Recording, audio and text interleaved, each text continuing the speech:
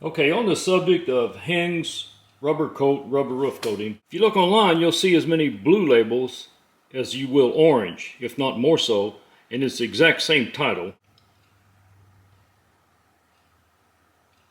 Scroll on down.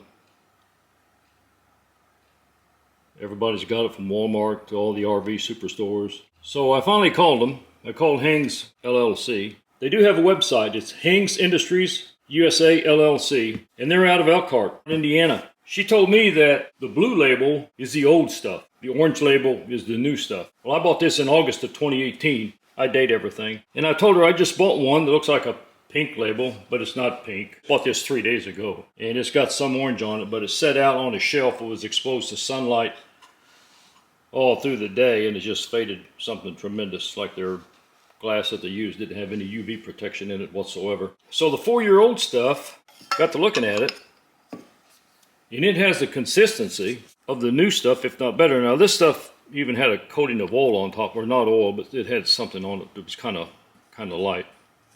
So I'm going to have to work with this a little bit. So it's going to require a lot more stirring up. But this stuff here, let me put the camera down in there. You get an idea of the consistency of what it should be. It really brushes on good. I have used this stuff for over 15 years. Just on my seams, around the vents, around the skylights. And had awful good luck with it.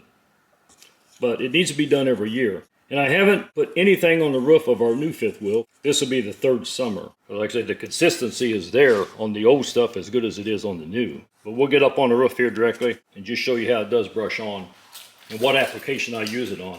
And I brush it on with just a small brush, and I'll get the camera set up and I'll show you up there on top of the roof. I have used several quarts of this in the blue label, and this was the first orange I purchased in 2018. So I don't know what year they went from blue to orange or how it works or whether that information can even be reliable or not. Okay, now this is just going to be around the seal of the power vent fan.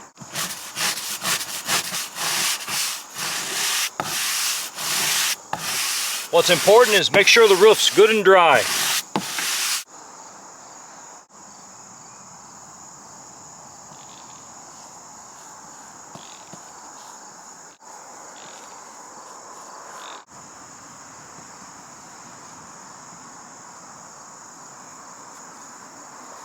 Put it on as thick as you want.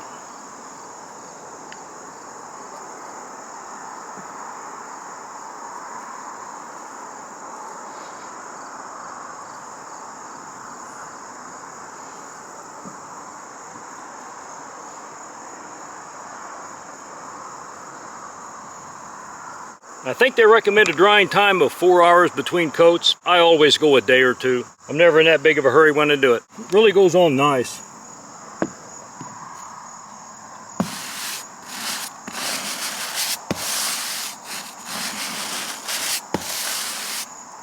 And my personal thoughts are that this die core, now if I have little divots like that, I'll go ahead and get some up on there.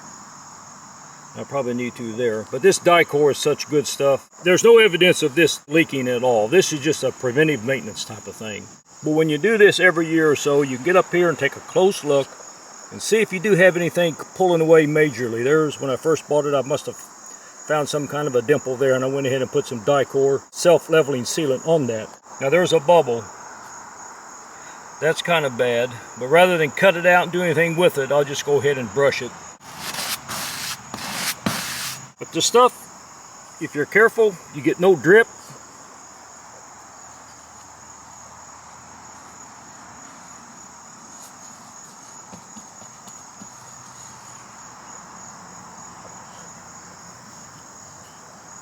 There was that bubble. So you just kind of dab him up there on that bubble. It just ensures it's not going to leak.